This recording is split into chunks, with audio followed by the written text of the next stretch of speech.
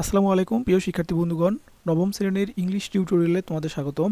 Annual summative assessment 2024 NCTB কর্তৃক প্রণীত যে প্রশ্নটি আছে সেটি আমরা সমাধান করব।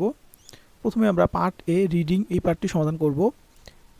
পার্ট এতে দেওয়া আছে read the passage carefully and complete the activities that follows. এখানে একটি প্যাসেজ দেওয়া আছে, প্যাসেজটি তোমরা ভালো করে দেখে নাও।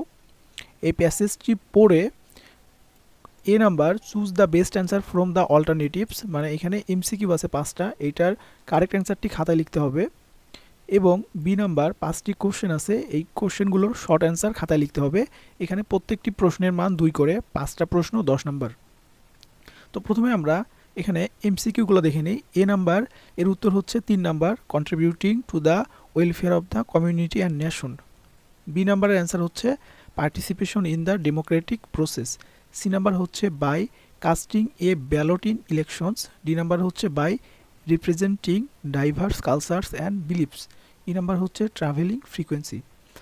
এই ছিল আমাদের এ নাম্বারের অ্যান্সার।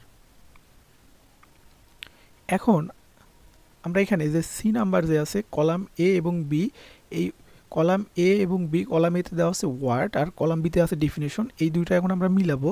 এ নাম্বারের সাথে মিলবে হচ্ছে 4 নাম্বারটা, বি নাম্বারের সাথে মিলবে হচ্ছে 1 নাম্বারটা, সি নাম্বারের সাথে মিলবে হচ্ছে 5 নাম্বারটা, ডি নাম্বারের সাথে মিলবে হচ্ছে 2 নাম্বারটা, আর লাস্ট ই নাম্বারের সাথে মিলবে 3 নাম্বারটা।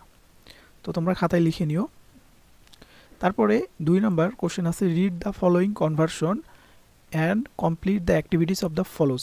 তো এটার অ্যান্সারটা আমরা একটু দেখে নিই। তো এটা হচ্ছে 2 নাম্বার, এই 2 নাম্বারের অ্যান্সারটা এখানে দেয়া আছে। সো তোমরা 2 নাম্বার অ্যান্সারটা এখান থেকে লিখে নিও ভিডিওটা পজ করে। তারপর আমরা 3 নাম্বার দেখব। 3 number read the following text on cyber crime, then write 5 preventive measures to guard against cyber crime. তো এখানে সাইবার ক্রাইমের উপর একটা টেক্সট দেয়া আছে। এই টেক্সটটা পড়ে আমাদের কি করতে হবে, 5 প্রিভেন্টিভ মেজার নির্ণয় করতে হবে, অর্থাৎ আমরা 5টা পদক্ষেপ যেটার মাধ্যমে সাইবার ক্রাইমটা আমরা কি করতে পারবো, কমাইতে পারবো। তো এখানে 5টা আমরা মেজারমেন্ট দিয়ে দিছি, সাইবার ক্রাইমের মেজারমেন্ট। তো এই 5টা তোমরা খাতায় লিখে নাও। লিখে নিয়ে এখন পরবর্তীতে আমরা পার্ট বিতে দেখি। এখানে একটা পয়েম দেয়া আছে, এ বার্ট অন দ্য ওয়্যার। তো এই পয়েমটা তোমরা একটু দেখে নাও। তো এখানে পয়েমের পর এ নাম্বারে দেয়া আছে কিছু কোশ্চেন আছে 5টা। বি নাম্বার কি আছে, read the poem again and identify 3 metaphor and 2 similars to smiles. আচ্ছা, সি নাম্বারটা দেখো যে হচ্ছে read the poem again and express your feelings.